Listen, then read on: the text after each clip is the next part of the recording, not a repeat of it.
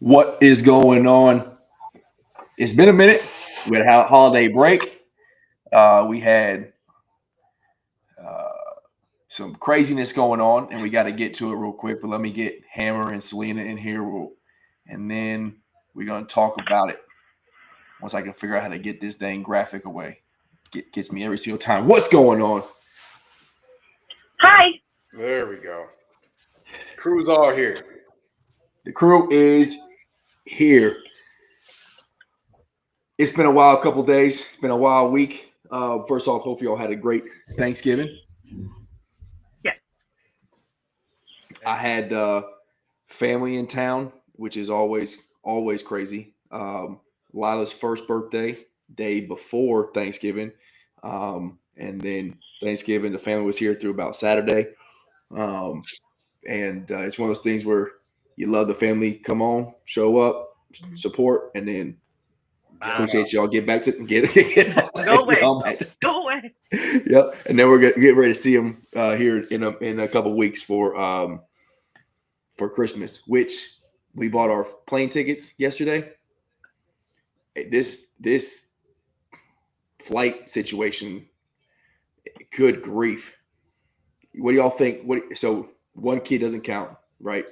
3 tickets to fly from California to Tennessee and then fly from Kentucky back. What you think that costs?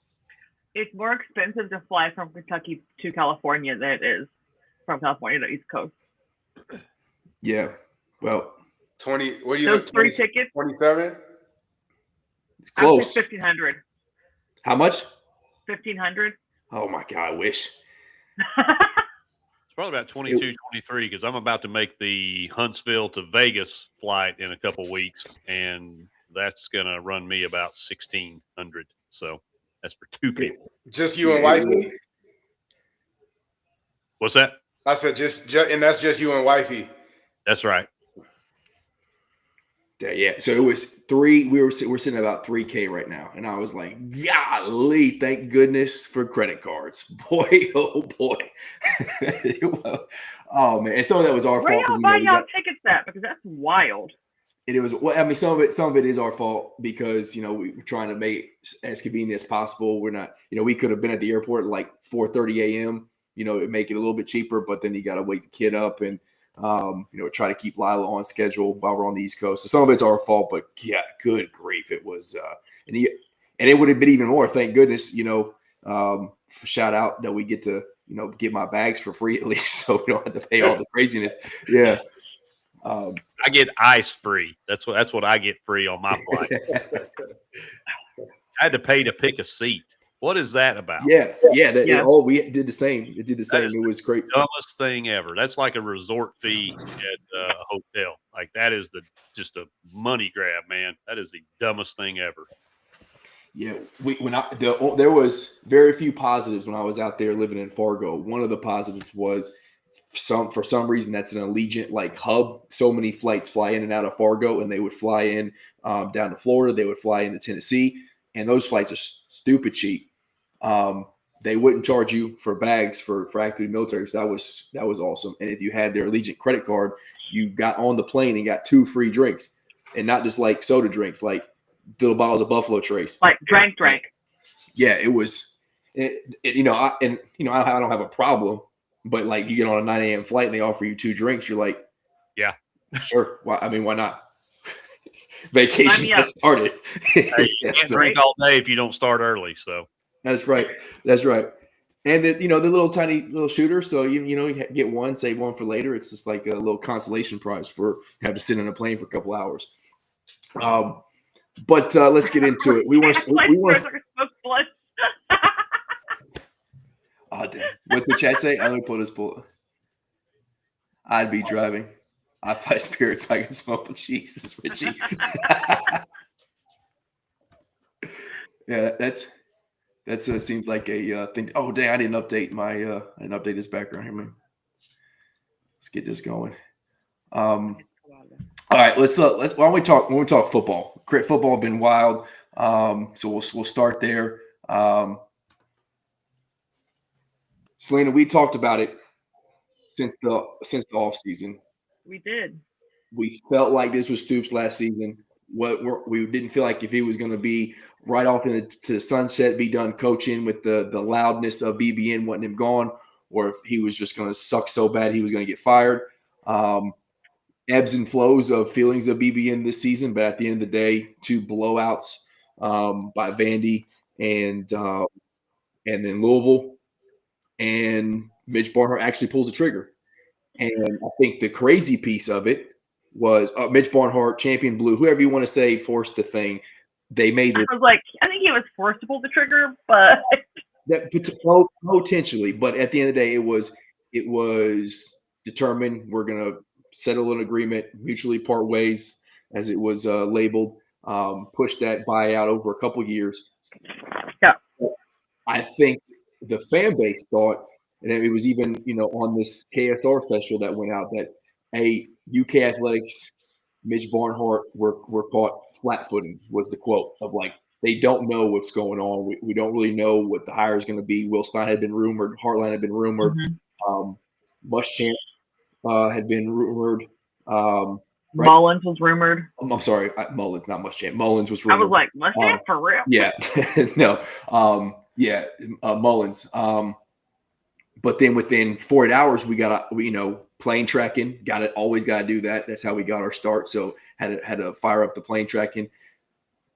Louisville or Jeffersonville, Indiana, out to Eugene, Oregon the next day. Yep. Will Stein on a plane 48 hours later, and boom, he's in Lexington as the Y in Rupp Arena. So I don't know if pre-Auburn game after Tennessee, when it got real loud, we wanted him fired, if there were some conversations had happened then, or potentially at the beginning of the season. At some point, though, it seemed like the conversations had been had with Will Stein, maybe some others, of like, hey, if this thing goes bad, and we got to get out of it, you're our guy. Because that thing lined up real quickly. Not only that, the GM hire that came along, or supposedly GM hire that came along with old boy that was on the plane with him, it just seemed to move too quickly for there not had to been discussions prior to firing firing Stoops. Slip there, Rando? Yeah. I ain't there yet. But yeah, that's a bad look. Everybody, that's going to get for sure. But Selena, what do you feel about the hire?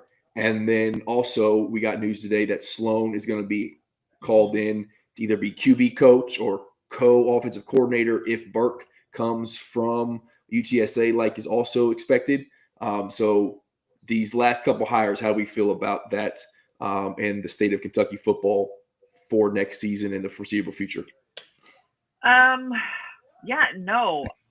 excited. I'm excited that we have a guy that knows how to run offense finally. Right? Like, he's aggressive on offense, okay? He's not, we're going to punt or do whatever. And he's like, let's go score 40 points a game. When's the last time we did that consistently?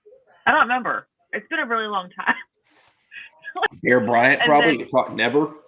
Never. Yeah. And then there's the fact that, like, he's like on defense. He's like, I want to be super aggressive. Right? Like, yes, please.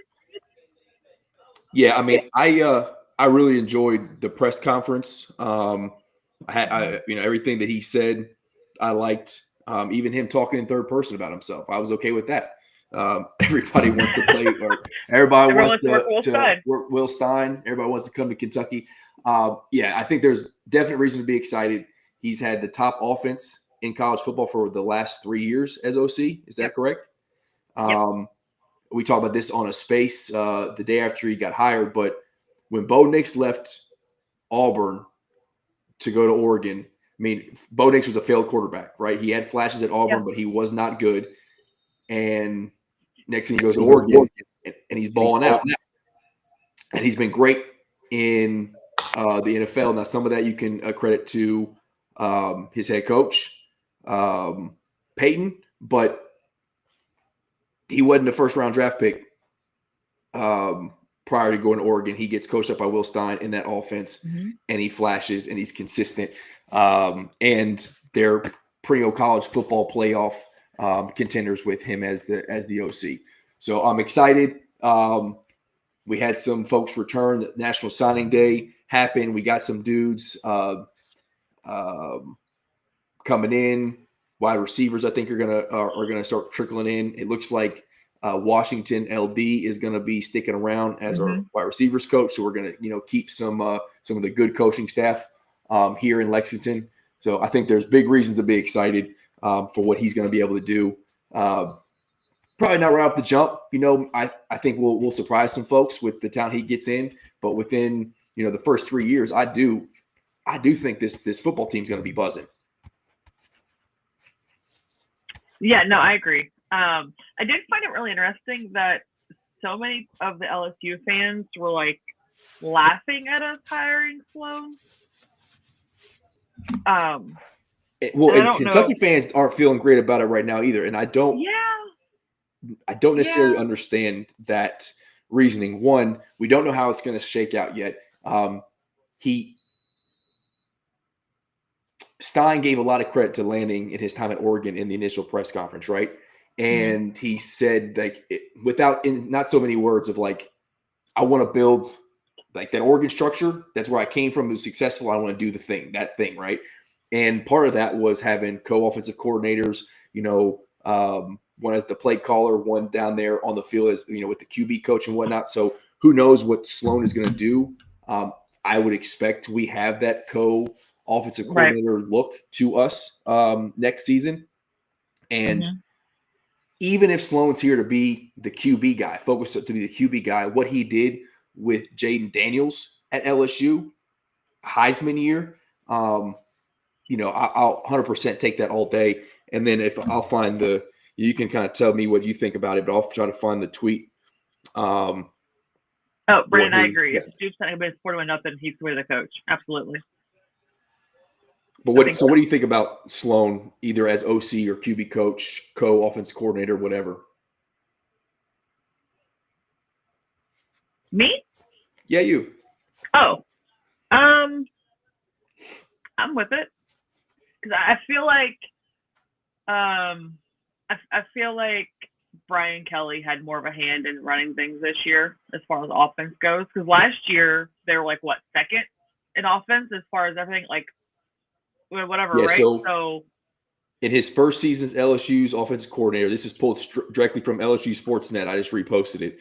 2024, the Tigers ranked second in the SEC and seventh nationally in passing offense, averaging 315 yards per game.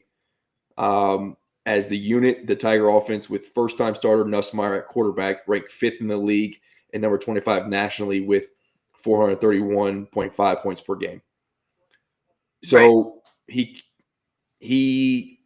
had at least a season of dominance there. And in my personal opinion, was that he was fired as the scapegoat for Kelly. T and I were talking about that before the show, right?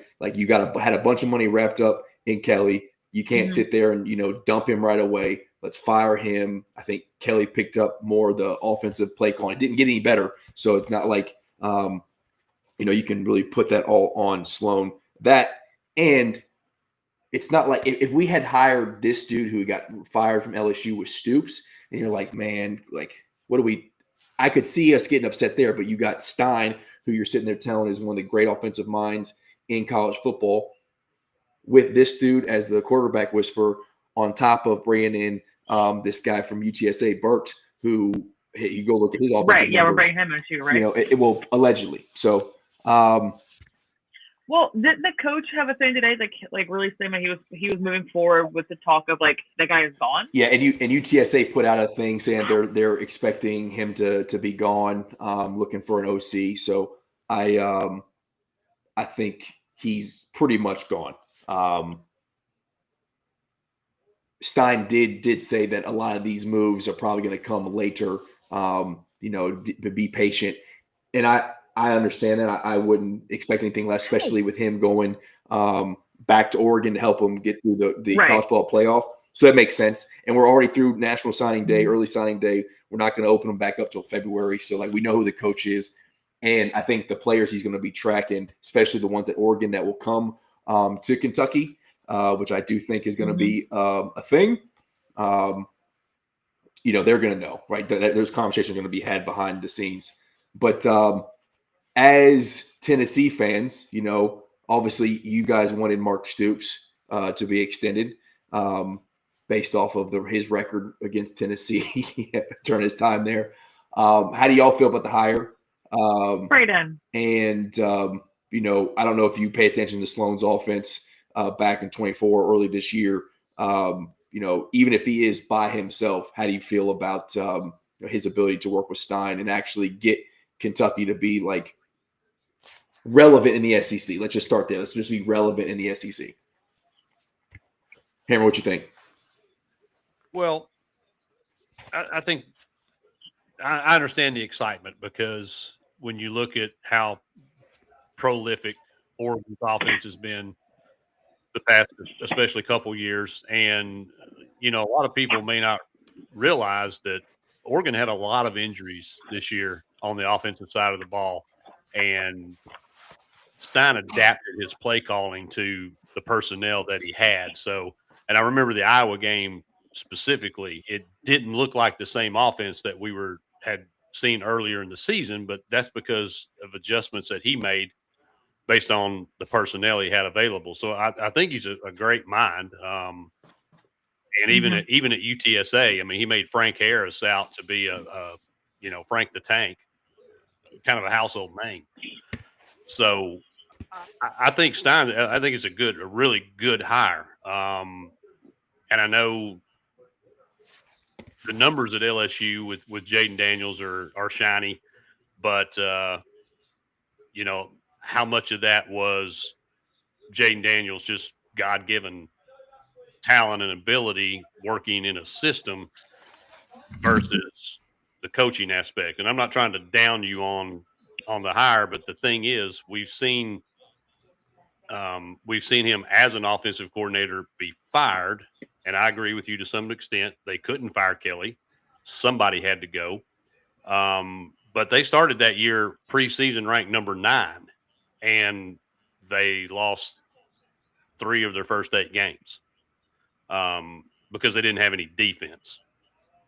The offense, the offense was outstanding, but they just didn't have any defense. So I don't think it's fair to necessarily, look at that firing as his inability to, run an offense or coach up his players. It was a lot of it was scapegoat. But I think the biggest question is going to be is how is Will Stein going to be as a head coach? Mm-hmm. That's fair. He doesn't have any experience as a head coach, as the CEO. So I think it's going to be critical, and it always is for first-time head coaches to have, that elite level staff around you to hand those things off. As much as he may want to just really get his claws into the offense, he's going to have to let a good bit of that go. And he's going to have to be more in touch with what's going on the defensive side of the ball.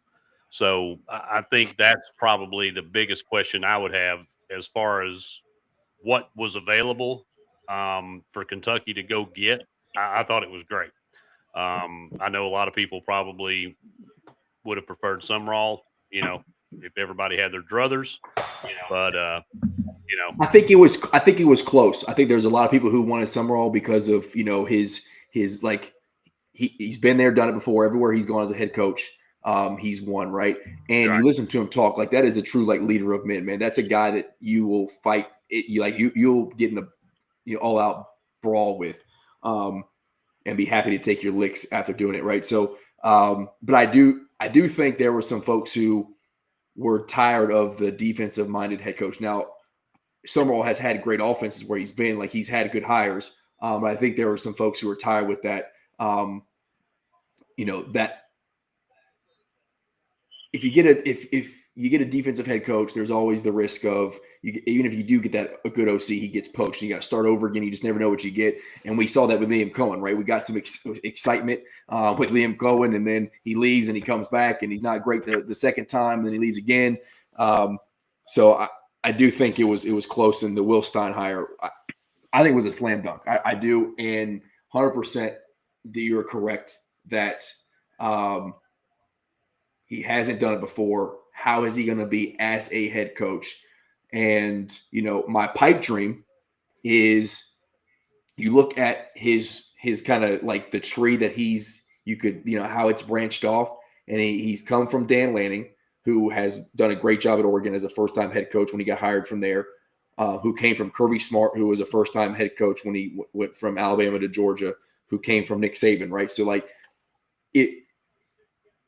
again, pipe dream, there's also a lot of evidence of it not working, but, those are your examples of a guy who could be, come from a coordinator from a great coaching tree and then find its way to be a great head coach.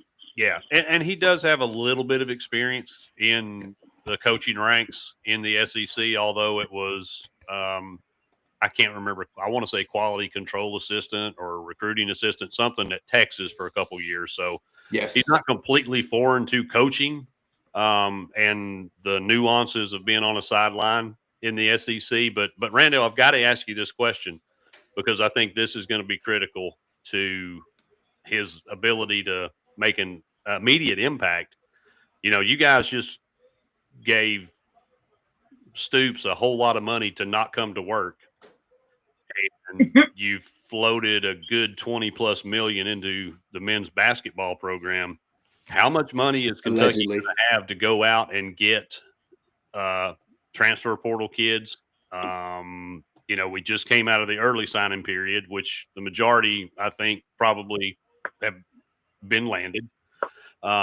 It's not like it used to be where that big, signing day in March was, epic. It's just not that way anymore. So with the transfer portal window opening and then the spring period, how much is Kentucky going to be able to go out and build a roster that will allow him to be competitive in the SEC? Well, I mean, both he and Barnhart literally were like, NIL is fine. Like, Barnhart actually got a little pissy about people asking about it, to be fair. And, Stein said that he don't think that there is an issue with it. But on the flip side, freaking Collins apparently can't figure out some of the JMI, but yeah, I think it's a fair question. I think one, the deferment over years for Stoops' contract was huge. And then the Champions Blue and the LLC, it made it a little bit easier to pay that buyout, right? Because it's a line item now, and you can, do different weird things. Smart people can figure it out of how to kind of make that money work, right? I would just talk about how I put that plane ticket on a credit card. Like that stuff's on the monthly. We worry about that later, right? Let that thing stack up over some time. But if you believe the things you listen into in Kentucky spaces for people who know and insiders, or talk behind the scenes of like the Will Stein, conversations and negotiations, and part of him coming here was in negotiations was how much money am I going to get for NIL, and it's been floated that will look $20 to $25 million for a roster. I don't know if we believe it or not, but that's what was floated out there, and I think that's enough to get started, right? And I think some of that money is going to come from, while there was a lot of Stoops support from legacy donors, there was also dudes and dudettes who were like, I ain't giving you any more money because the product sucks, right? So I think there's going to be more money that comes in to the program that had either, new money or old money that had disappeared because of folks who are excited about the Stein hire. Very similar to what we saw with Pope. Now, we'll talk about later on if that money was spent wisely, but he came in, Calipari was always going to bring in money because he's Calipari, but there were some folks who were tired of giving money for first round losses in the NCAA tournament.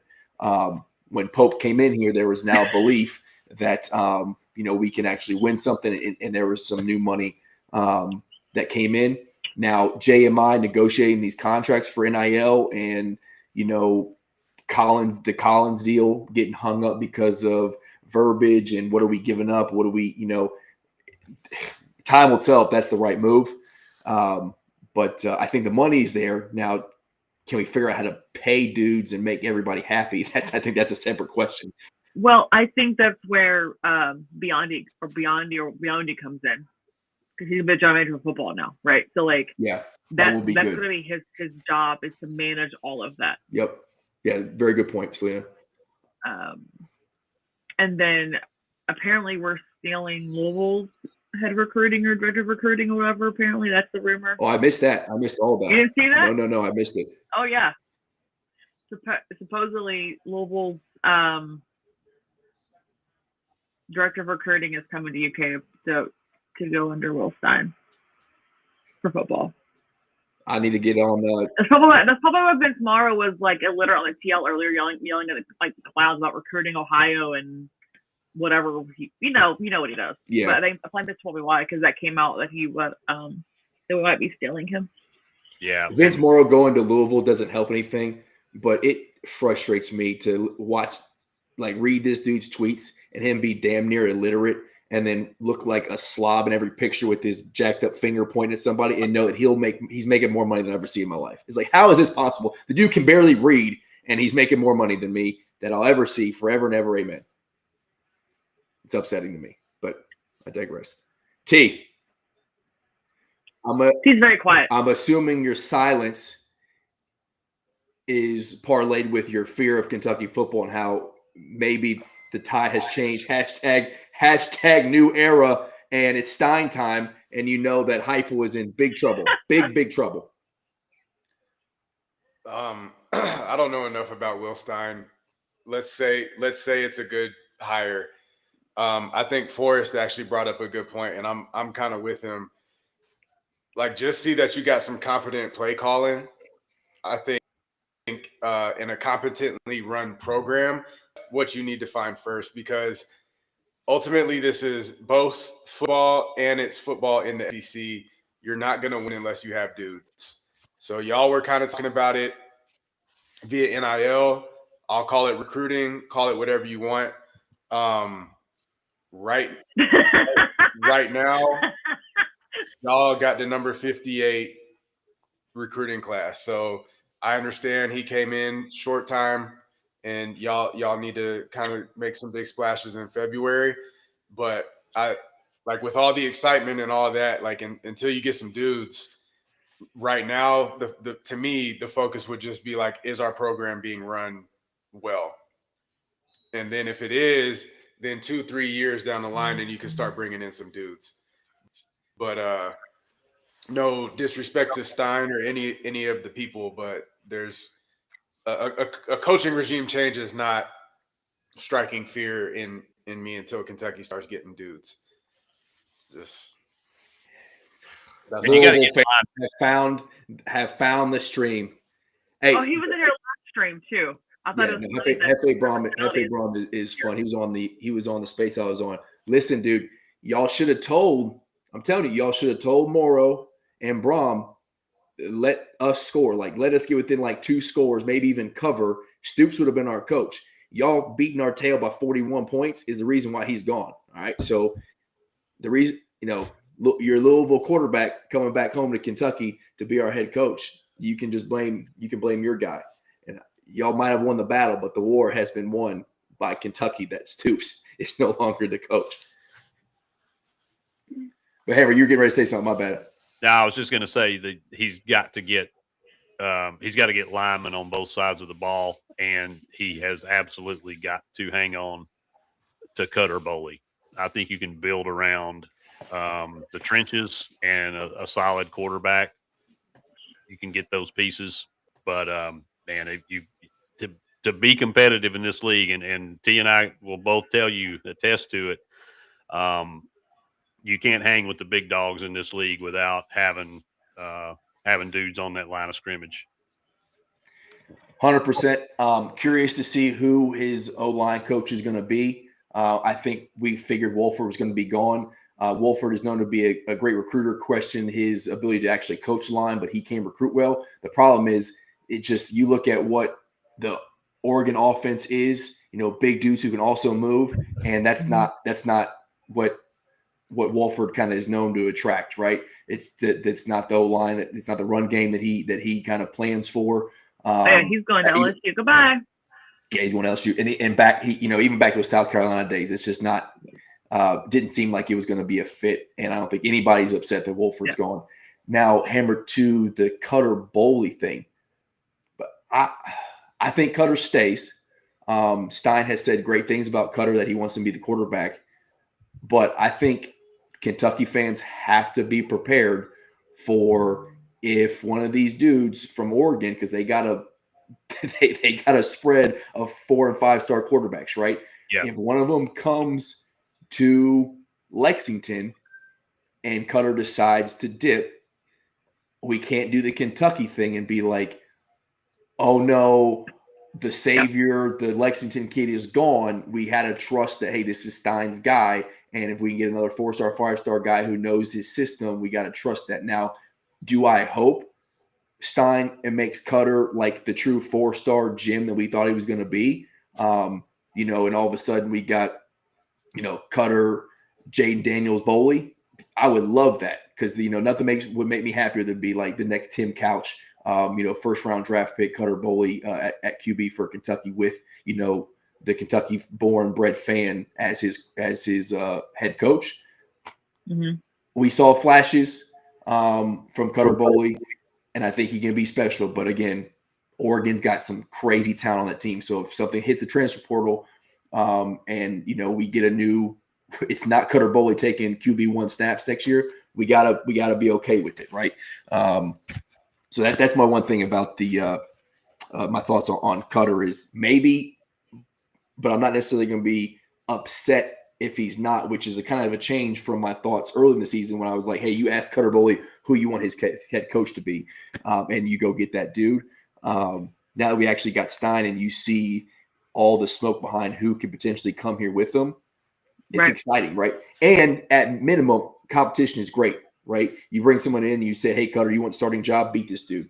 Beat this guy who committed to Oregon, who was going to be the heir apparent duck. Beat this guy and show us that you have what it takes. Yeah. I mean, competition used to be good. Now it just pisses people off and they transfer. You're right. Yeah, it's a great point. I will say this, Rando. I think Stein is a much better talent evaluator than Stoops, because when you look at the quarterbacks, Oregon over the last 3 seasons, we've had Bo Nix, we've had Dylan Gabriel, and we've got Dante Moore. And you spoke to, Nix already, that he was basically a castaway at Auburn.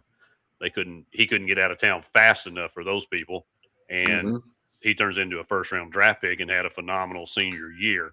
So he clearly can develop quarterbacks. But I think beyond that, I think he just evaluates offensive players better, because that's his forte, where Stoops could bring in, because you guys have always, since Stoops has been there, you've always had a pretty good defense. Against everybody but us.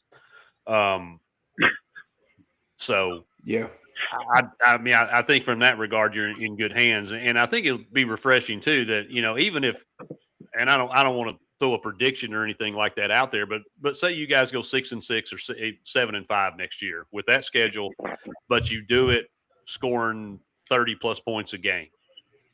I think that's going to be a very big positive for the fan base, for recruiting, just all the way around, is to put on a completely different, mystique with him and taking the helm and Kentucky football just in general, because we all know, defense wins championship, but offense puts butts in seats. So even if you are just competitive and have good offensive outputs, I think you'll be fine. Yeah, I hope you guys go 11-1 every year. I don't have any hate in my heart for Kentucky football. Then that would be one of the best seasons in program history. Yeah, just like Vanderbilt had their best season, it still wasn't good enough to get in the playoff. So, Oh, the Hammer and Vandy battles on X have been priceless. If you haven't looked at it, you got Barstool Vandy pissed off at you, and it's been fun to watch. We'll wrap up the Kentucky football talk. Coach put out there. He asked earlier, "Are you worried about Stein not calling plays?" I watched the press conference. I must have missed, or maybe it was the questions afterwards. I didn't get to watch that. Apparently, he had said something to the extent, and Selena, you might know exactly, of like he's not going to be one talking to the QB. And I don't know if someone has in the chat can put in kind of the quote and educate me, but I saw some folks out there talking about Will Stein not calling plays. I very much could be completely wrong. Just my gut tells me he's calling plays next year. It would very much surprise me. Brand new first year OC, even if he knows the dude or not, right? It's his offense. He got hired for his offense.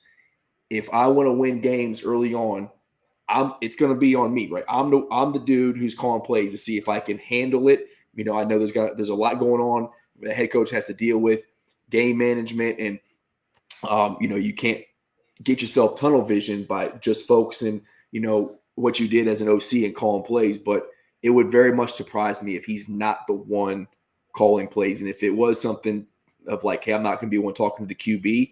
I think that potentially means like on the sideline. I was so pissed off that Bush Hannon as the QB coach was up in the booth. Right now, if we do the co-OC thing, we got a dude up there in the booth. We got QB coach / other OC on the sideline going over the pad with them like, hey, dumbass, you missed this right here. This is the way you need to do, yada, yada. And then the head coach can still do his thing while he's calling plays. So clip it, call me out if I'm wrong. I would be shocked if he's not the one in the headset of whoever's rocking the green dot next year, calling out plays and letting him know what he's seeing.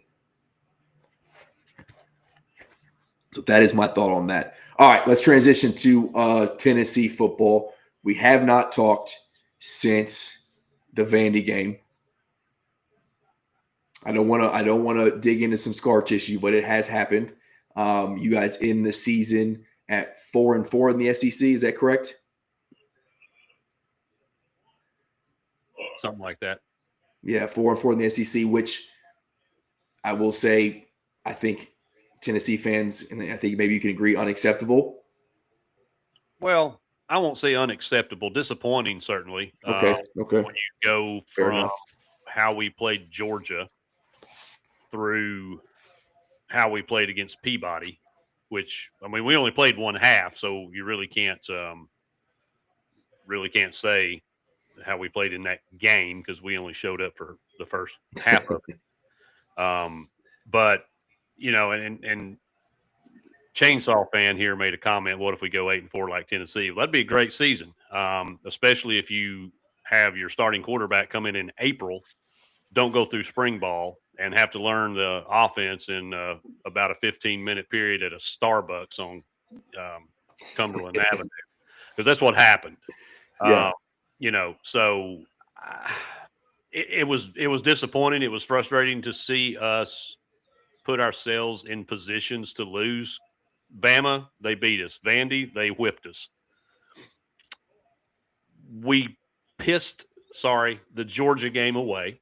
Yes, you did. And we shot ourselves in the foot in the second half against Oklahoma and basically lost to a one-armed, one-legged quarterback that we seem to never be able to stop. Historically, have problems with that. So Vegas had our win total at 8.5 after the trade. Mm-hmm. So I can't say we're unacceptable. I know a lot of people were in their feels after that game, wanted everybody fired, Heupel fired, all this other stuff, and I'm like, y'all just breathe. Yeah, there needs to be some changes, and I was very vocal about that. I'm not off the hype train, but I've moved to the back of the train. Like, I'm not up there at the front. You're on the caboose now, huh? That's it. I'm holding the caboose down. I need to see some sweeping changes to how our staff looks. So if y'all need an offensive line coach, we'll trade you Glenn Ellerby for like a ham sandwich and a microwave or something. You know, we can work that out. And I just feel like, and T can speak to this as well, I feel like in year 5 at Tennessee and in year 8, 9, whatever it is as a head coach, that some of this clock management and decision making that Pop Warner coaches foul up needs to stop. And that's something that Coach Heupel he's the only one that can fix it. Mm-hmm. So I think part of that's going to be, I feel like that in this day and age, schools need a general manager. Yep. To handle a lot of stuff, to take that off of head coaches, period.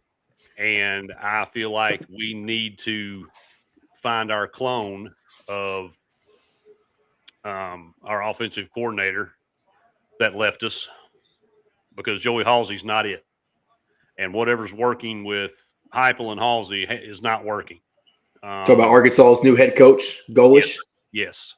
So I don't recognize the offense we ran, because I sat there and froze my butt off and watched it. I don't recognize the offense that played on November 29th. Well, you were in Neyland? You were in Neyland for that game? Yeah, I tried to send y'all pictures, but the wonderful Wi-Fi that Danny White had in the stadium that's a problem everywhere, I think. Jesus. That offense I saw play against Peabody was not the same offense I saw play against Georgia. He's got to quit playing scared. He's got to quit screwing up. Time management and down and distance management, play calling, whatever. There's a lot of things that's going to have to be fixed for me to get back on the, champion, the hype train. So, and I don't care what Vandy has going on. We don't lose to those clowns. So it's Florida, Alabama, and Vanderbilt. That's my tree of hatred. And we can't lose that game. That's just that is unacceptable, Rando. You're correct in that.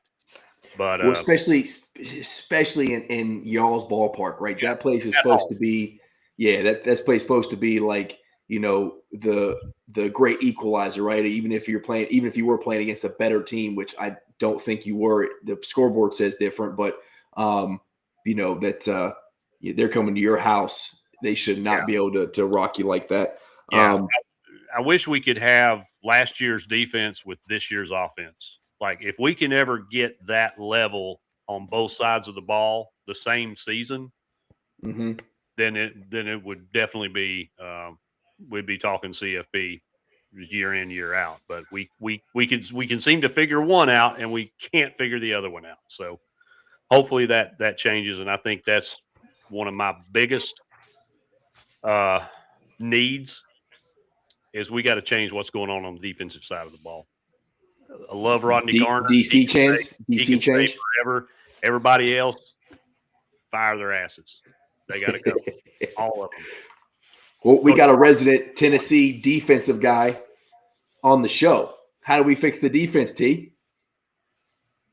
I have some more grace with our coaching staff than most of the Tennessee fans, including my brother Hammer. Now, before I get to the differences, though, I am 100% on board, and Hammer and I have texted this back and forth a million times at this point. He's completely right about Heupel. Clock management issues, play calling issues, down and distance issues, and then the one other thing is discipline. Self-inflicted penalties for 5 years now. Yep. You got to fix that. And so I was talking to my cousin who's a high school head coach, and I was like, how do you fix the discipline issues, and he thinks it's just an accountability thing. Heupel's a little too relaxed, a little too soft, a little too laid back. Got to put your foot down a little bit. So I in no way want Heupel gone. Nope. I continue to say that he's had 4 different quarterbacks the last 4 seasons. I think that matters. Having some continuity at quarterback helps a whole lot. I mean, Joey came in, and I am not as in on Joey's physical ability as a lot of people. I think he's kind of limited, but I think he's a perfect fit for our system. And so Nico wasn't good. Milton wasn't good. And then when the one time that Heupel has had a second-year starter, like, we were going crazy until we dropped that South Carolina game with Hooker. So I don't want Heupel gone. He gets a little bit of grace with me, but there's some stuff, like, he has hit his ceiling or very close to, unless he can fix some of that stuff. Defensively, everybody's saying fire Tim Banks, but last year he was up for assistant coach of the year, the Broyles Award or whatever. So, like, it's not like he stinks. Like, you gotta take into account that he lost an All-American corner and an SEC corner. He was starting a true freshman, and Hood, who played himself into a second round draft pick, at worst.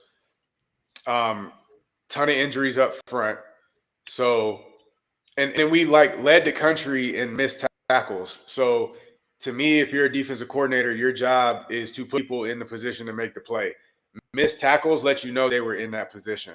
He can't make the tackle for you. So, definitely some schematic things that got to get fixed, because you got to make an adjustment to Pavia running around all over the place and Tier running around all over the place. So he does struggle with in-game adjustments sometimes, but I don't put the defensive struggles all on him. And I thought he did a great job of at least giving our offense a chance, because we were getting the ball back to him every game. And turnovers matter. So he gets some grace from me this year. Now, one thing I do want to see him, like, you got to work your individual skill, though, because we stink at tackling. So you got to work your individual skills, and we got to put focus on our secondary recruiting. And it looks like we did at corner, but I still didn't see us sign any safeties. Safety, I think, was probably our worst position on defense. So that's kind of where I'm the most down on him, is he hasn't put the appropriate recruiting focus on shoring up safety. So that's kind of where I am. The season, I don't know that it's unacceptable. Losing to Vandy, I'm with Hammer. Losing to Vandy is unacceptable. The way we lost games was unacceptable, but the record, working with what we had to work with, we weren't what we were last year. So that just is what it is. I'll segue over to recruiting. Obviously, like, super exciting day for Tennessee fans. Great class. We got a ton of skill offensively. We brought in 2 stud freshman linebackers, and I think that's one of the primary places where a freshman can come in and make a good impact is at linebacker. So I'm really happy with that, because we needed some help at linebacker, but we still didn't attack safety. So I hope that we put all of our focus in the portal at safety. But I looked at the portal rankings, the best safety in the portal is freaking Boo Carter. So we're probably not going to get the best safety in the portal. But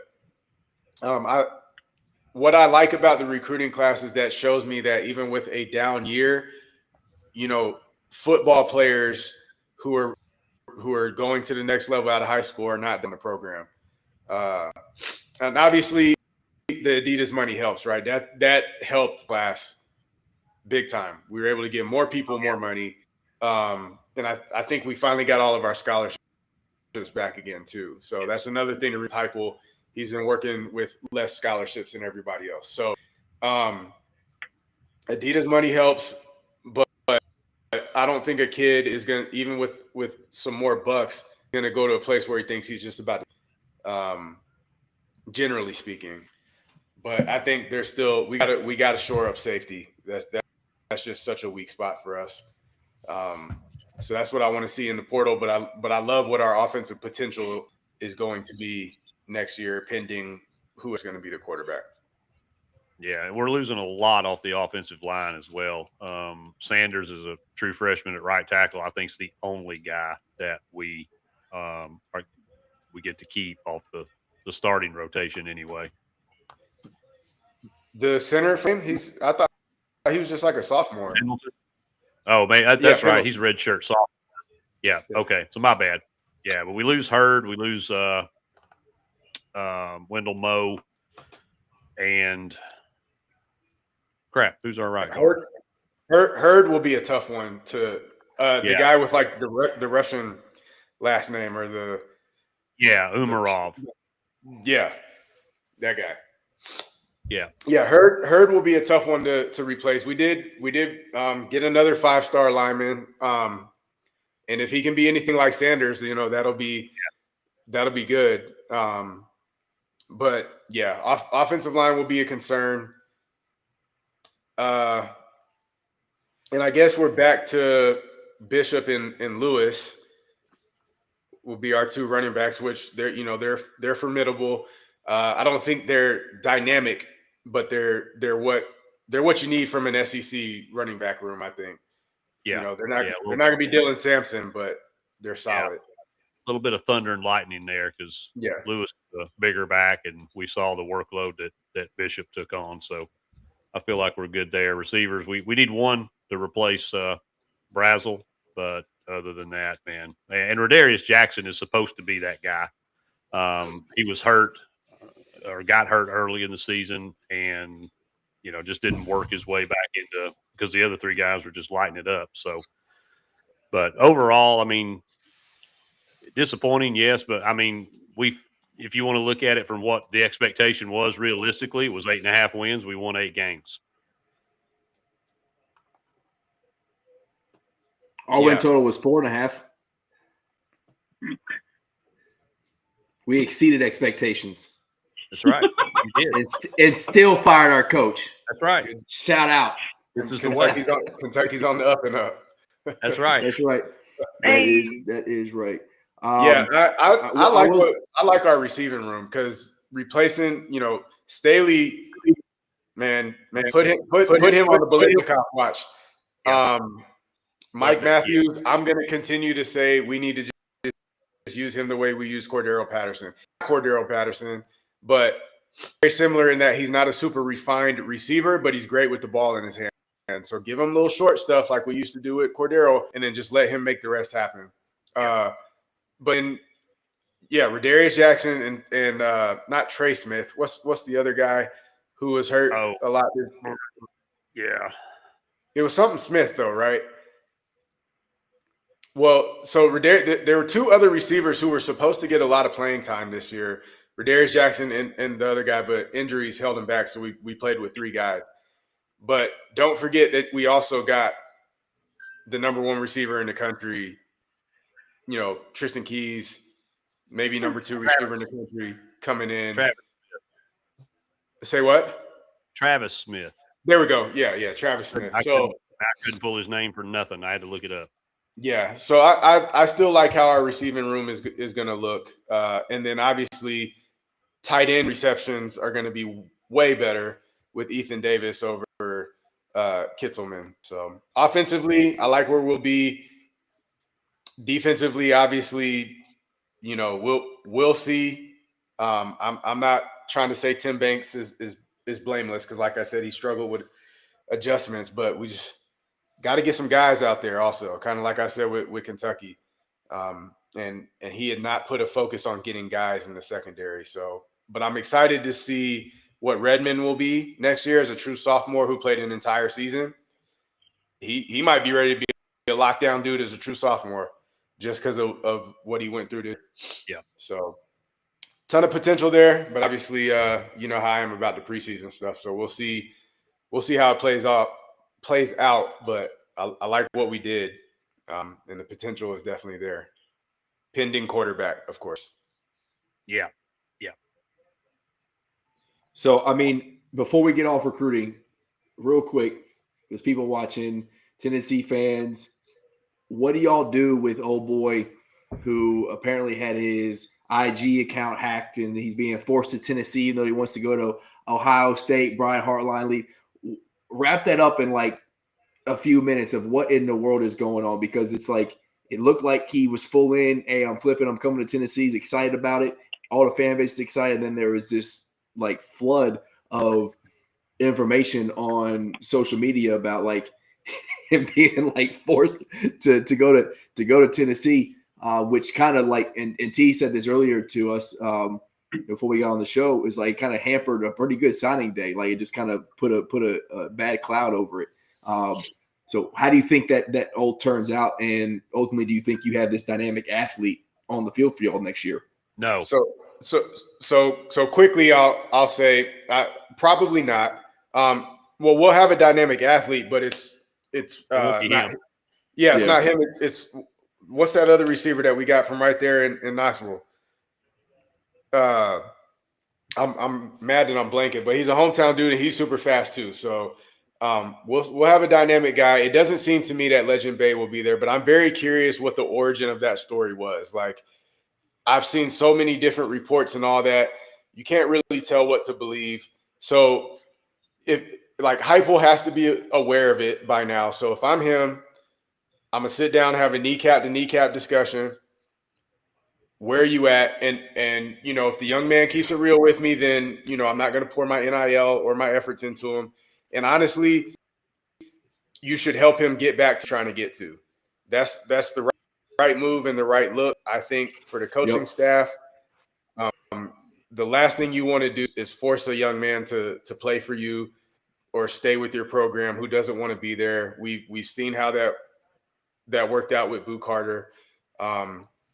So I think you can still save face if you're Tennessee if you play this the right way. And you know, release him. Don't badmouth him. Like ultimately, you want a young man to be where he wants to be, and you don't want him to be forced somewhere by his parents. Last time somebody got forced, it was Nico getting forced up out of Tennessee, like to his detriment. So that's I don't know what's true or not. I mean, he was committed to Tennessee for a long time.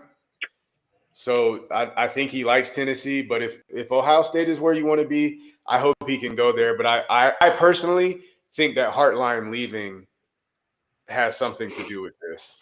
Oh, it had to have an effect. I mean, it's late, so now we're all blanking on names, but he's out here in California right now. Yes, thank you. That's out there in Cali right now, and he committed. He was said that he was going to commit to Ohio State. You know, kid like 6'6", he's like the next one, and now he hasn't signed yet because who knows what's going to happen. Chris Henry Jr.? Yeah. So we will see if he, you know, what he does. But yeah, Brian Hartline leaving is massive. Like he was hands down, not even close, the best wide receiver recruiter in the country, and the products that he has produced while at Ohio State are super impressive. But I will say that with all the Heupel talk, you know, I'll let y'all, you know, talk your way, you know, through your frustrations. I was super impressed with him and his comments about you know, Penn State, and we had the little poop on Penn State emoji on the cover. But after a disappointing season, and his comments of like, I don't want to go anywhere and like lower my expectations of winning, is I think paraphrasing of what he said. I think as a dude who understands kind of where he's at, and like, hey, I'm at a great program in the SEC, and yes, Penn State might have a bunch of money, and you know, if I take them, Penn State, to prominence, that it might. I don't know. I'm not gonna say it means more than Tennessee, but Penn State just hasn't been there in so long, and they've been thirsty for it. And he's just like, nah. Like I see where they're at, and I don't want to, you know, reduce my expectations by leaving this place. I thought that was an impressive answer, and you know, if I'm a Tennessee fan, I was screaming fire Heupel, or you don't think he's the guy. I would at least take some solace in the fact of like this dude wants to be here and he wants to win. He's not, he could easily dipped out. They would have paid him a lot of money to leave, and he chose to stay. He didn't Lane Kiffin y'all, which I think is impressive. Just from a leadership standpoint, like, hey, I'm with these dudes. I'm going to stick at Tennessee. Go ahead, Hammer. Well, I appreciate the way Coach Heupel handled that. I don't know how serious of a candidate he actually was, as much as I think just maybe names got thrown around out there. You think so? Yeah, I don't necessarily think he was a serious candidate for that job. Yeah, maybe not. I mean, they just can't. They've missed so much. I mean, the BYU guy, Sataki, how do you say his last name? That's because that gone Crumble Cookies got Crumble involved. Cookie got involved, man. That's with the Mormons, man. Yeah. I think too, though, when you just like everybody in the Big Ten has an Ohio State problem, right? Everybody in the SEC's got a Georgia problem. Except Alabama. Georgia can't seem to beat them. But that's a very top heavy conference. But the top is definitely a heavyweight. So even if it was legit, I don't know that that's necessarily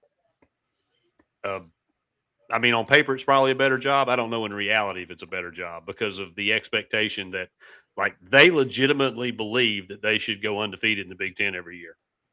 And that's why, that's why Franklin's gone, right? Yeah. I mean, Penn State is legit a dumpster fire right now. And you can see it. Like, yeah. So there's no way right now today, even coming off an 8-4 season, there's no way that somebody can convince me that that job in State College is a better job than the one in Knoxville, given the situation. So, yeah, no, I agree with you there.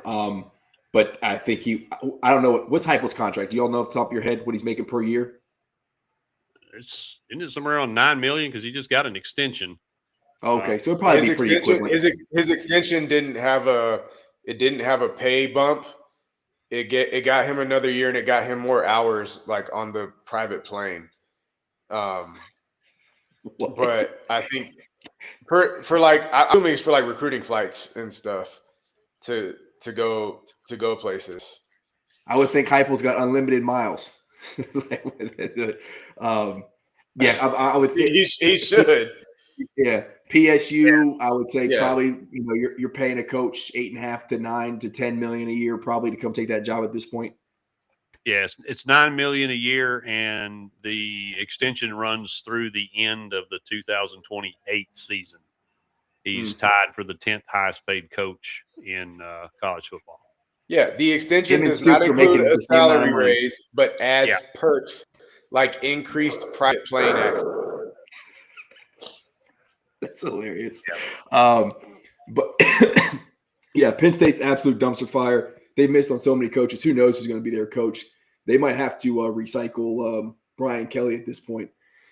That would be awful. Yeah. But yeah, you never don't understand what you have until you let it go. I guess we could say the same thing.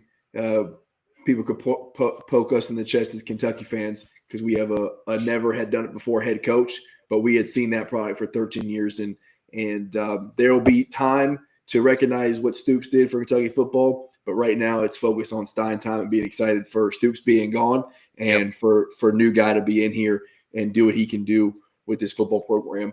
And hey, he set the bar high. Expectations. He said there's no reason why Kentucky can't win. We've won big ball games, just haven't been consistent. He's going to bring that consistency to the program. So let's see what he can do. But now the transition to round ball. You ready for this, Selena? It's getting late, but we got to talk about it.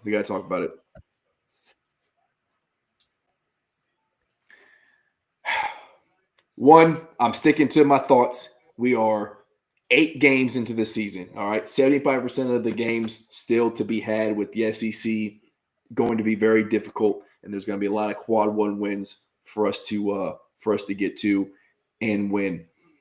But I was frustrated with Michigan State. I was obviously upset with Louisville.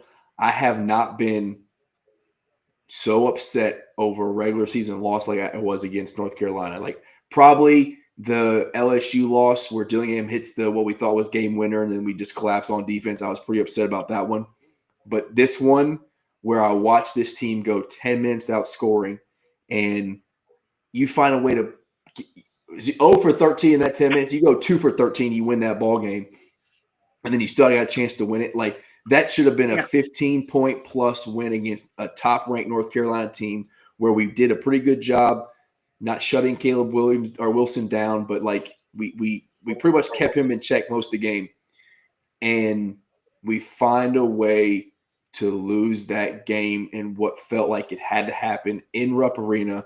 I'm still very much in the Pope can figure this out. I do think the roster, while poorly constructed with it, relying so much on J-Lo clearly, that we still have guys, everybody saying we don't have dudes who can go score. We don't have dudes who can be reliable in the clutch. We saw Tagovailoa do it last year. Colin Chandler is a bucket. And Zell dropped 26 against Louisville on the road. Like there's proof that the dudes can do it. I cannot explain the collapse outside of Pope failed in those 10 minutes. And I haven't been that critical of Pope over the last 2 years, even with embarrassing losses like Clemson, Ohio State last year. But, man, I was like throwing things angry. And at 35 years old, I should be out of that. I should be grown out of that phase of my life. But I was so upset watching us lose that UNC game when it should have been a narrative-changing monkey off Pope's back for the season. Like, hey, we got it figured out now. And now we're going into tomorrow against Gonzaga. We don't win in Nashville tomorrow. Oh boy, I don't know what we're gonna do. I mean, we can't shoot. Yeah, you couldn't throw it in the ocean standing in a boat against North Carolina. Like, we can't shoot the ball. And a huge, like, Colin Chandler's shooting 50% from three. Noah wasn't too far behind him. But he's not taking enough, clearly, or something, because it's not making a difference, right? Y'all were 1 for 13 in threes. Oh, I know. It was ugly. And Brandon Garrison had the one. Yeah, Brandon Garrison had the one. So they played so tight. They played so tight against UNC, and they scored well in the paint, and they defensively they look great. But Selena, you tell me, like, every shot they took, it looked like there was no confidence throughout that game. I don't know what happened, but watching them shoot, and then we were passing up open shots. We weren't passing it to Noah in the corner who was wide open. He's should be our best 3-point shooter. We don't have the shooter like we had last year. We don't have that guy that's not afraid to shoot it. We don't have it. And Pope's offense is literally designed to hit threes and make threes and shoot a bunch of threes. So, like, us only even shooting 13 is a problem when he wants to shoot 30 a game, right? So, like, they're not even getting up as many shots as he wants to shoot. Yeah. It drives me crazy. It feels like watching the game, it feels like everything's just, like, a half second slow, right? Like, you can see when cuts are open, and then they see them a half second later, and when they should have already been cutting. It's like it's not clicking. Something's not going together on the court. Like, the offense is not smooth. Still a lot of me ball and a lot of, like, let's go lane and shoot and pop up a runner all the time. Like, I saw that a lot, and I'm like, what are we doing that for? Yeah, it's something's not cohesive. I don't. It's just it's disjointed. I don't like it. It's so ugly. What it is everybody's playing one number outside of their position that they want to play, right? J-Lo is a one, right? He is a point guard. Mm-hmm. He can get his own bucket off the dribble. He's crafty, but like the way we saw like what he can do, his vision and the offense moves better without him. Zell is serviceable, but he is going to be better. Again, when we had J-Lo and Zell was playing the 2, he scored 26. He looked natural there. I think Colin Chandler is better at the 2 or 3. Otega Owe is better at the 2 or 3. So we got these guys who are good guards in their position, but you move them to the left one spot, and it is, you see it's clunky. It doesn't move well. And then the biggest thing is Jasper Johnson when he comes in. I think if he was playing with J-Lo at the 2, he would be special. I think we would see the OTE Jasper Johnson, the 4-star recruit that we were excited to get, on top of the fact that he also can be a knockdown shooter from outside. But he clearly is not confident playing the point. Pope twice during that drought gave him pick at the top, get him a big, let him break down him on the dribble. He got into the paint. He got there, and there was a little bit resistance. Some help defense would come up, and he just froze, right? And it was this ugly layup, and then, he passed it out, and they even cut to J-Lo on the sideline, and he's screaming Jasper, he's like, go, do what you do, man. But, yeah, everybody seemed to play tight in this, as that 10-minute mark got closer and closer of that drought, and we went from 13 minutes in the second half to 2:30 in the second half without a field goal. Everybody, they got tighter and tighter and tighter, and no one wanted to be the one to take the shot to try to break that streak. And if you're going to play like that at home, and that's where I really put it on Pope, because he called a timeout right about the middle of that drought. And he called something up. It looked like for Zell, or the action started with Zell, and Zell got fouled, and he went to the free throw line. And then we came back, and we hadn't run the full action yet. He got fouled almost immediately. Why didn't we go back to that? What was in the timeout? It went back to, like you said, kind of one-on-one hero ball, just kind of figure it out. And it was truly embarrassing. I understand why the folks there at Rupp, it was dead. That place was dead in the second half. Because there was just nothing exciting to watch, and we still could have won that game. And those instances last year where Pope was genius mindset, predicting what Cooper Flagg was going to do so that we could win those games. That's the one time where I will agree with some of the fans who said he looks lost. I don't know if lost is the right word, but he has looked overwhelmed in those situations, and he's got to get out of that funk, right? He's got to get the confidence back. He's got to be the dude that sits down after the game or during these press conferences of expressing his basketball acumen of how he's got to be that dude in the moment, right? And figure out how to win us some games.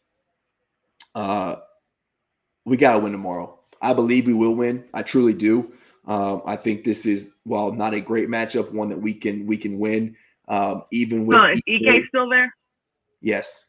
And even with EK there, we don't have listen. That dude dropped 28 on us. EK will eat BG and Moreno for lunch. I don't know about Moreno, but listen, yes, he will. I promise he will. He's played too strong. He's too strong. Well, you might be right. I think Yelovich he pushed around everybody defensively. Amari last year too. And that's a grown ass man going against BG, who looks lost majority of the time in court, and a freshman in Moreno. Yeah. I don't have confidence in being able to stop him. But listen, did we stop him last year? We also had a 7-foot, 240-pound Amari Williams. So, yes, kind of. No, he scored 28, and they lost. I'm okay with EK eating. Hey, we also didn't have we don't have Butler. We don't have Andrew Carr. We don't have Kobe Bryant this year. And this team is not playing closely together at all. They're not together. We were down 18 in that game. And we came back. We didn't look great that game either. If this team is on 18, they're not going to back Rando. They're not built to come back down by 18. They don't have the firepower to do so. We were down. They just can't do it. We were down 18 to Louisville, and we came back within 4. All right, I'm sunshine pumping here. I understand. I'm sunshine pumping here, but I'm just. This is why I'm not full panic yet. This is what I'm telling myself, right? We were down. Now, none of these games we won, so it doesn't matter, right? We lost the game, so it's like all these things I'm saying really don't matter because it's an L, right? It's another stack in the loss column. But we were 2 1-1s away from bringing that Louisville game back to a 2-point game, and then it's completely different, I think, if J-Lo hits those free throws. Against Michigan State, we were down like 22, and we came back within 8. And again, to your point, we don't have the firepower to really close it out, but we brought it back within that. And then against UNC, we went on a 10-minute scoring drought, and we lost by 1 possession, right? So while it has looked terrible, and yes, it has looked absolutely god-awful for a team that we were talking about, national championship contenders, it's terrifying to watch and think about what the season could be. Like, to think about a 9-16-esque season again, like we saw after COVID, it's terrifying. I understand why Kentucky fans are upset. But we've seen it in pieces, right? We've seen the things we've seen. Like I said, I'll go back to it. Otega Oweh came out of his shell. He played great. Yelovich looked like the dude in the game against UNC. He needs to play more. He looked, yeah, I agree. He earned himself playing time. He was aggressive. He fit that Andrew Carr role that we really needed. He's not as tall, but he gave us like a post presence on the block, score that way. And if he can start stretching the floor out and shooting the 3, I think that's big. Cam, golly, if he can figure out he just got to see like 1 or 2 go in, man. Like, because he is a 3-and-D guy. Unfortunately, he's all D right now. Like the 3-point shot cannot fall for him. He finds every piece of the rim except the center of it. He needs to step back, Scott, to feed them from the line. I know, which is crazy. Like, he can't shoot on the line. He's gonna T be back. Hammer, I don't know if you've watched Cam. It's ridiculous. If he's a step behind the NBA 3, it things splash. If he's toes behind college 3, who knows where it's going? It's the craziest thing I've ever seen in my life. And he's the one that always makes half court shots like standing there. Yeah. He doesn't jump. He just shoots like a freaking free throw. And he's got a weird side of the head kind of. It's a slow release is a problem. Yeah. It starts way down low and it gets really slow. So they're talking about how they can't shoot. Hammer, do you remember when Rando was posting practice percentages? Because their practice percentages were like mid to high 90s. And I tried to tell him then that it didn't matter. And he said it did matter and was giving me all these statistics about how the program works and all that kind of stuff. Told you them practice shots don't mean nothing, man. Here's the problem. The problem is you got hype about practice shots and practice thing. Don't give me the AI practice thing. All right, I don't need it right now. But listen, the team can shoot. I don't want to hear any more. The team can't shoot. We got shooters on the team. The problem is it's nothing. Rando, you got to get quality shots. 7% you got to get quality from 3. That's a game, man. I mean that is also the scare. I mean, listen. Florida's got shooters, okay? You got UConn's got shooters. Kansas has shooters. Tuesday was just ugly basketball in general, right? I went on my rant, my little, stuck in traffic, driving to work, college basketball rant that, it's like, again, it's my therapy. But Florida shot 25% from 3. Kansas shot 20-something% from 3. Like, it just those days happen. I don't think that's going to be consistent. I really don't. But you got to get quality shots. Like, there was a point in the game where both Zell and Noah, when you're shooting 1 for 13 on a fast break, decided to pull up transition 3. That's a good shot when you're making them at home, right? And you're feeling the flow of it. When you're playing as tight as you were, you got to take that thing to the bucket, right? Or at least drive and then kick it out, right, and get a quality shot in the corner or in the slot or something. When you're just stepping, dribble, pull up 3, like Selena said, we don't have Kobe Bryant. We don't have the guy who can go tween behind the back, make you look stupid, pull up and drop it, right? We don't have that dude unless Colin Chandler is really feeling it. But if we run the offense, we run the action, dude sets his feet open off of, ball movement, we can make those shots. I believe that to be true. Again, I'll go back to the construction of we're so reliant on J-Lo and we didn't find anybody to replace a Caden Lewis when he left. We don't have a true point guard without him being there. if J-Lo plays tomorrow, I'm gonna come back to this moment and say, I'm telling you, the team can shoot, but you got to get quality shots, and that's real for any basketball team.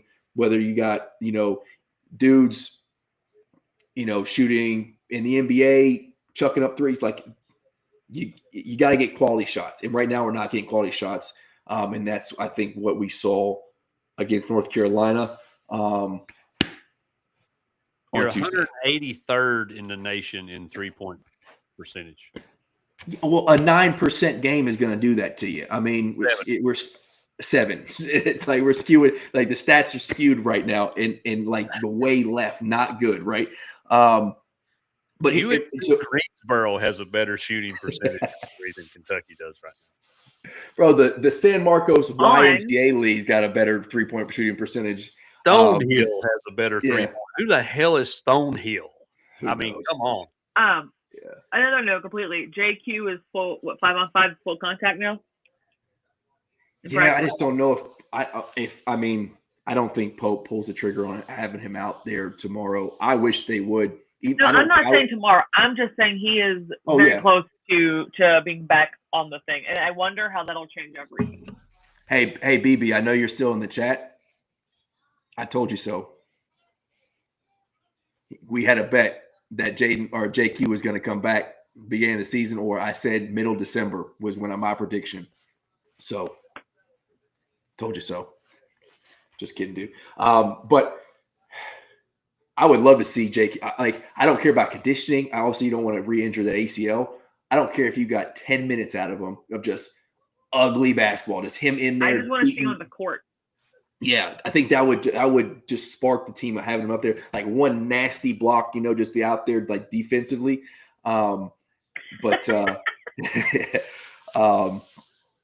out there. If J-Lo's out there, I think we're good. It's enough about Kentucky basketball. It doesn't really matter until we win a game. If we lose tomorrow, I ain't gonna talk about it. If we lose tomorrow, I don't want to talk about tomorrow. Twitter and BBN and the it's stuff gonna get ugly. That'll be.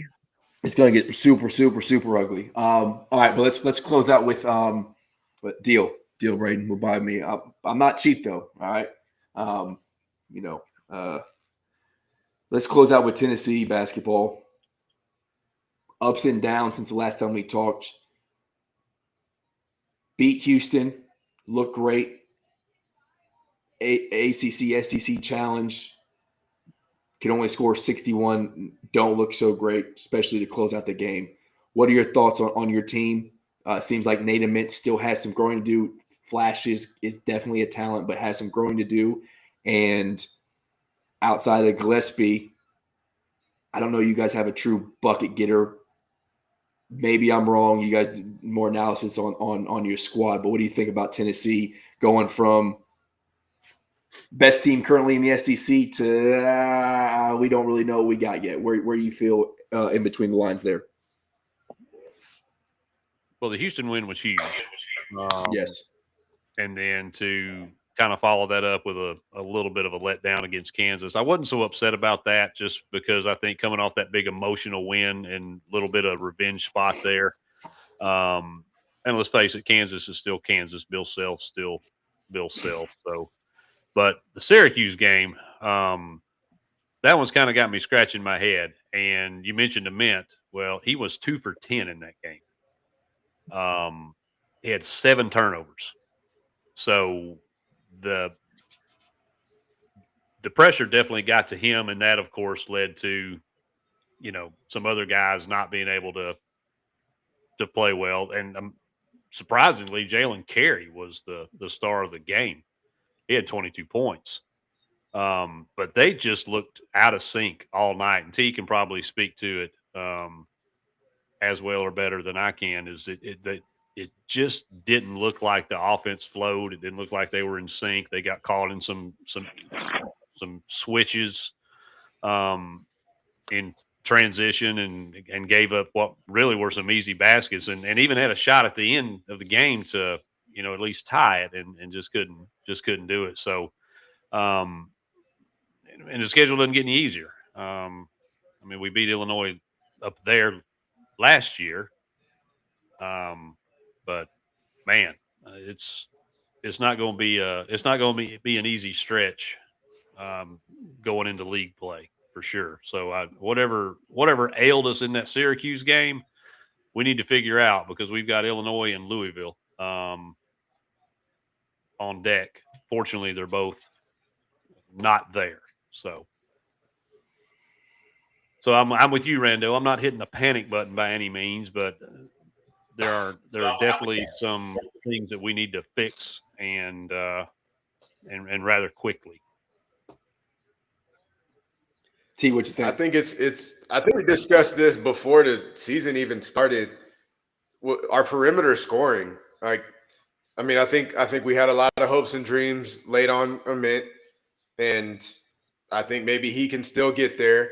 He's not there yet, and Hammer touched on that last second shot. All Amit had to do was lay it up, but he panicked, I think. Didn't realize how much time he had. So I'm glad he could deal with that early on, hopefully from it. But right now, when Gillespie doesn't have it going, we don't have anybody else who can pick up the scoring. Carey did pick it up, but I mean on the perimeter. You got to be able to score from the perimeter. Not having Estrella also hurt against Syracuse. So, but if you're out on the court, you're out on the court. So that can't be an excuse. And we had enough to beat them, and Syracuse is not good. So they got a couple guys who can play, but as a team, they're not good. So not having Estrella is not a reason to lose. But it did hurt. But I don't know that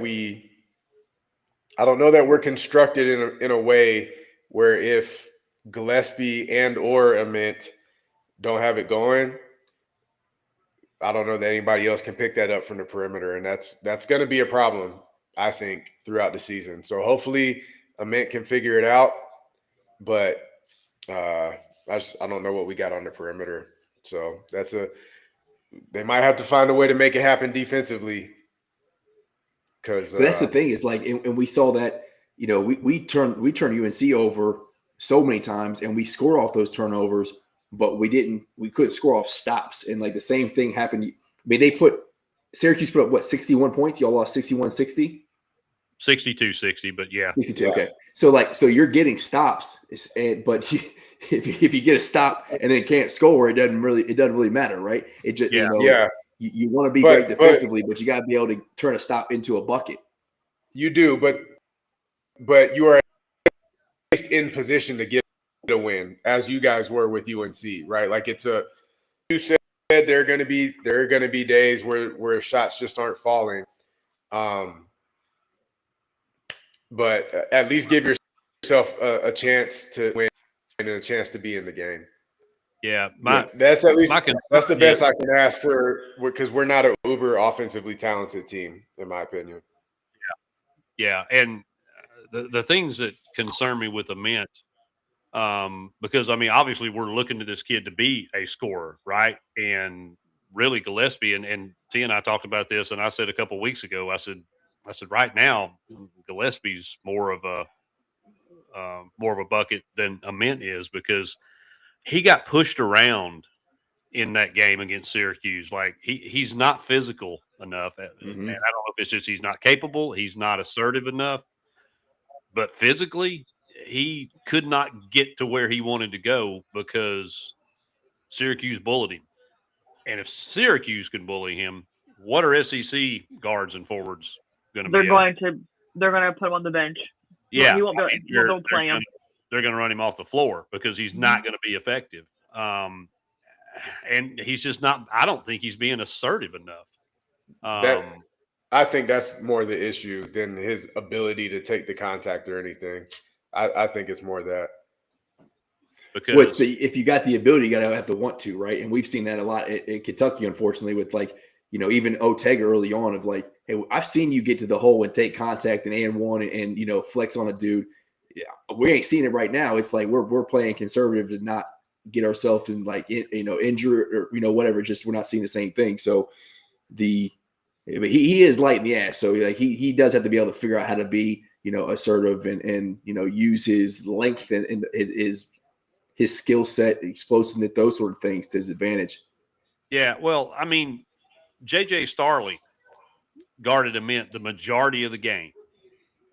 And J.J. Starley is like 6'3", 6'4". I mean, like, he's not huge.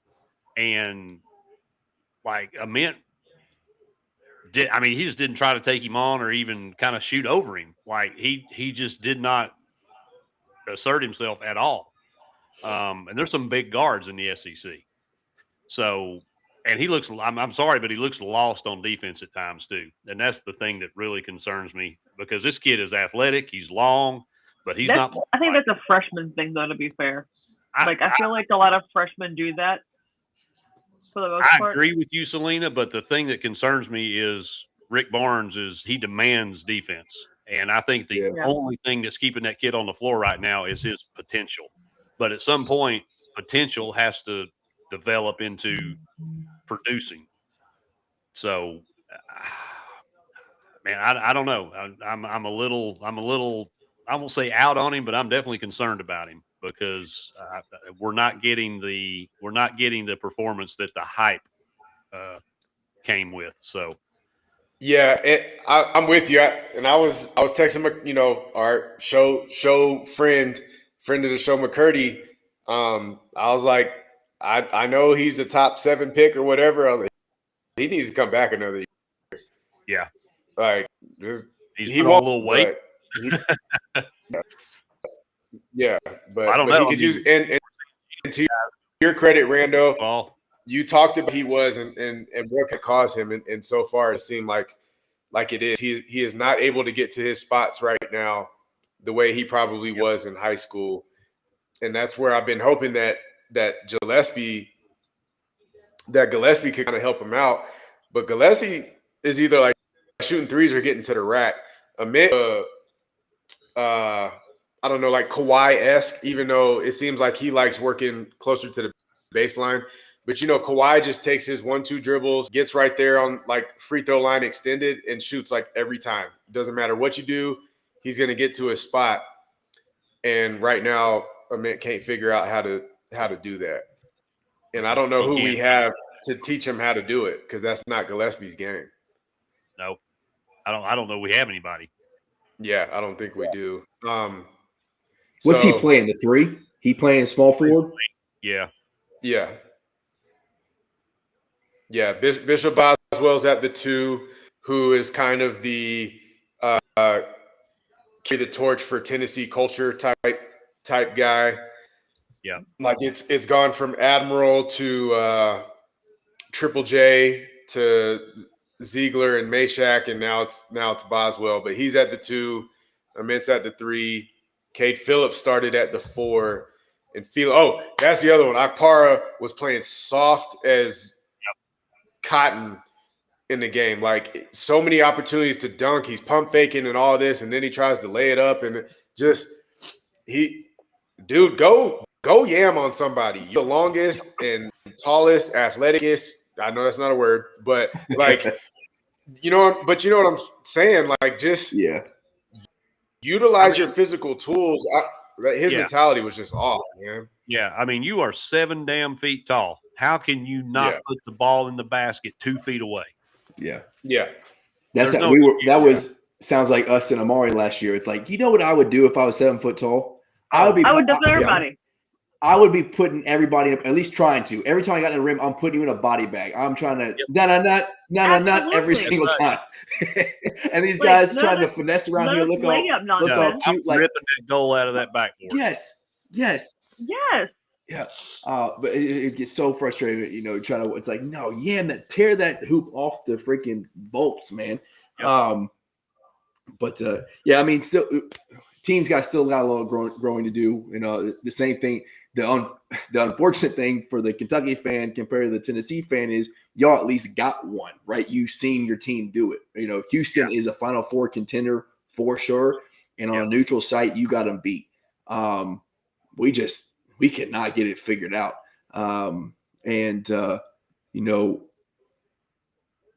T, you said it. The dudes you have on the court got picked to be there for a reason. So if you put them out there, they got to win, or at least show some effort.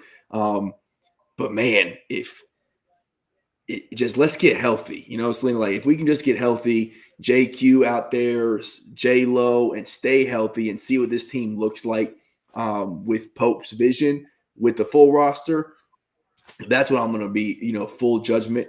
But until then, again, this guy's supposed to be a guy. Pope's supposed to be an offensive dude. Mar Fox is the defensive guy. Fieger is the analytics dude, and get it all, like we got all this great coaching staff. AB3 out here. Take the pieces you got and go win a ball game. Go win a ball game.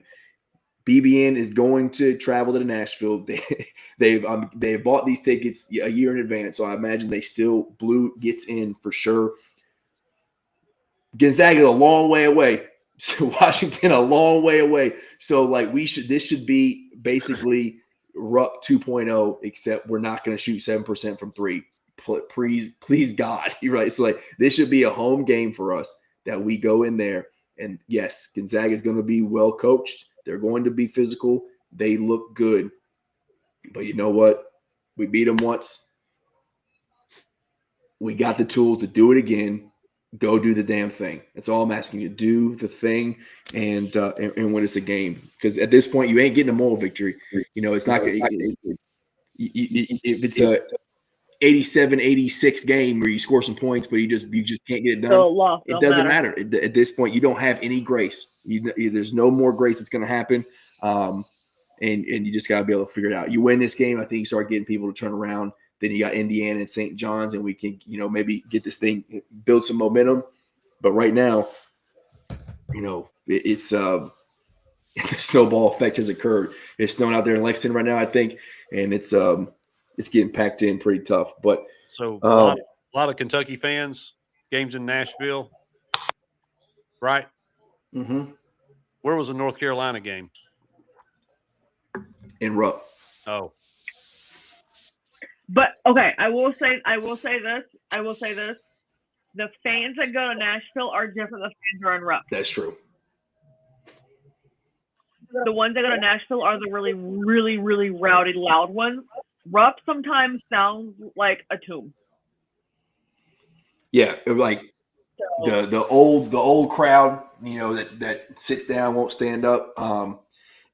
Now, to be fair, I will say we didn't give them much to holler about. Trust me. That's why Nealon was quiet on last Saturdays too. So Jay was watching the game with me, and I was like, man, that place, Rupp is dead right now. I was trying to.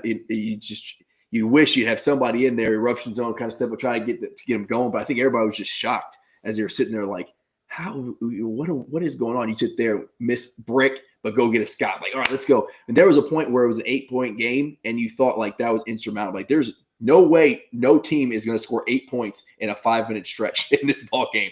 Yeah. It's not going to happen. But unfortunately, they bring this kid. I don't even know who this was. They bring that kid off the bench and kicks 2 threes. One of them was step back 3 in Zell's face. I was like, who is this dude? That guy wasn't playing all game. It would have been ugly, but whatever. We're going to win. Book it. We're winning tomorrow. Book it. Okay. Book it. Don't shake it. I love you, man. I can't sit here and let you live in delusion. He lives in delusion most football season. I know. I'm just trying to help. Saturday, he is in a perpetual state. We've tried so much. He won't let us pull him out of it. That's right. Saturday, happy hour edition of Heavy Pour Sports. I'm going to be on here celebrating a win. We finally got it. Sending Gonzaga back to Spokane. Poopy faced. It's going to happen. We're going to be all right. We're going to win 79-75. Take some money out of the bank. Put it down. 79-75. Player of the game, Colin Chandler. I got it. I wrote it down. It's on my bet sheet for this week. I'm taking the points, so. Fade and Rando season right now is what it is. Right. Yeah, fade Rando. But it makes sense. That's probably a good call. Well, I mean, I'm not that guy, but I mean, I was right about Louisville. I was right about North Carolina. Be the trifecta. Would you for the football game tonight? Did you play? I had Detroit, which that would seem like an easy pick for me. I was surprised that they were only 3-point home favorites, and Dan Campbell doesn't lose after a loss. He's I think 14-0 now after a loss. But I did tell life was on the line too. So yeah, I did tell everybody at work 16. 54.5 was 16. way too many points. 16-0. I said 54.5 is way too many points. These defenses have gotten better. You take the under. It's a Thursday night game, and Galilee was that wrong. I thought it looked good in the first half. There was a bunch of field goals, and then we're a bunch of second half going, Golly, they're just dropping points left and right. Yeah, so that was definitely the wrong play. Listen to the Dropping the Hammer podcast on Wednesdays at 7 Central. You would have gotten the over 53 and a half, depending on which book you got it at, was the best bet for Thursday night football. I didn't believe it to be true. That's what I've heard anyway. I didn't. I just didn't believe it. I didn't believe it. Those last couple of weeks of the Cowboys run defense stepping up, I was like, man, they look good. I think this team's got it. Jahmyr Gibbs had his way. Shoot, even Montgomery had a breakaway for a touchdown in the first half. So, hey, if you go 50%, you're doing all right. I didn't lose any money, didn't win any money. That's right. But actually, you know what? Before we close out, what is the money or the spread for the Kentucky Gonzaga game? Do you know? I can tell you real quick. Let's see here. It's 5.5. Whose side? Well, Gonzaga, of course. Zaga is minus 5.5. That's correct. You're going to give me Kentucky plus money? I'll be getting ready to pay for those plane tickets I was just telling you about. Or I'm going to be calling you for a loan. They're plus 205 on. Calling me for a loan? Yeah. Maybe when I get back to Vegas, I can work something out. Oh, but all right. Well, that's another good one. I appreciate it. This is probably the longest show. We had a lot to talk about. We missed a lot of time. Well, we had 2 shows to do. 2 weeks worth of your delusion. It was a good time. The remedy. Yeah. So. And we had a good crowd hang out with us, so I do appreciate it. Like Hammer said, he's got a show where he's just printing you money on YouTube. There, where do they find it, Hammer? It's Dropping the Hammer on YouTube. You can also just follow me at Irish_Hammer_71. We simulcast that on the Twitter machine as well. There's also a podcast page. I'm not as active on there because I just don't get on it and put out random thoughts as much. I save that for my personal one. So that's the best place to find it. But that's every Wednesday around 7 o'clock Central or so. Who's your guy that joins you on that one? On that particular one, it's Joshy Boy from Tennessee. He's my partner. Joshy Boy. For the Wednesday. Try to do a Friday show as well with loose bets, but scheduling has been a bit of a issue, mostly on my side due to some work commitments, closing out some projects. So Friday hadn't been happening, but hopefully that calms down. We'll be able to get back to that because we got NFL playoffs coming up as well, along with the CFP. So a lot of stuff going on the next month or two. So time to take the sports books. They earned some money today. 80% of the money was on the Cowboys. from when it closed out, or I think it was 78%, but close enough. So they did well today. Yeah, the under the under would have helped them out a lot, but that the public was right on that one. Yeah. If you don't believe it, go to his page. He shows you where the money he's making you. So go follow it. It's a good time. T, you're almost at 500, dude. Kentucky fans, go follow T underscore step 30. Out, by the way.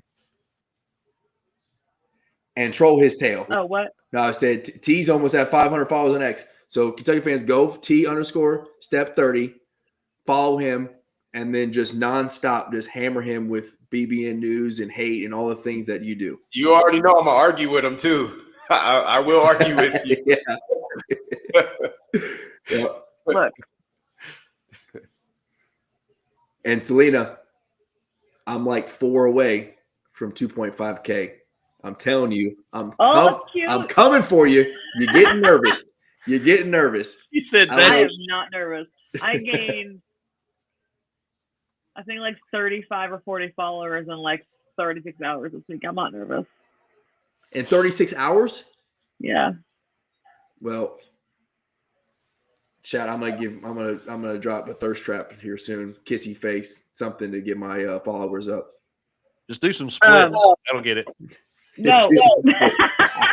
In a bar, drunk, do the split. Yes. Very well. Well, I'm not going to give your tag then and tell people to follow you. What do you say? Remember, Juice was like, "I need the episode," and then he's not even here. Oh, yeah. I sent him the link too, and Juice tells us he needs a heavy pour sports show like he needs air. Well, apparently, and he's holding his breath. He's been holding his breath for a long time. Yeah. He got nowhere. But he did say he wanted to get on before we play each other in basketball, so we'll get him on here. But all right, y'all. I appreciate you. I'm gonna go. It's dinner time for me. I'm gonna go cook some up for hit the rack. But tomorrow we get a W. I'm calling it. Get a W. We're going into the weekend happy. Monkeys off, Pope's back. Y'all have a good weekend. See you Saturday. What time? AllUKBall. I don't know, 5:30 my time ish. Happy hour time. That should be good. Okay. I have a band thing set up. I should be fine. All right. AllUKBall 25. State Line Co. 25% off. Get your junk. They even got Tennessee junk on there too if you want to buy some orange stuff. As always. I know that. Oh yeah. T, you got your lid close to you or no? No, it's in my room. In my closet. So it's like this one. It's like this one, except this pretty. Tennessee and orange. Yeah. It is pretty. It's one of my favorites. I like to wear it. I wear it often. They also have orange stripe polo, like golf polo. That's pretty dope. And then they're coming out with some more stuff too that's going to be hitting. Their logo was even in Rupp Arena. They got I think a JMI deal or signed. They did something. So their stuff was in Rupp Arena, which is pretty cool. But all right, y'all. I appreciate you as always. Go Cats. Go Cats. Walls. Go Cats.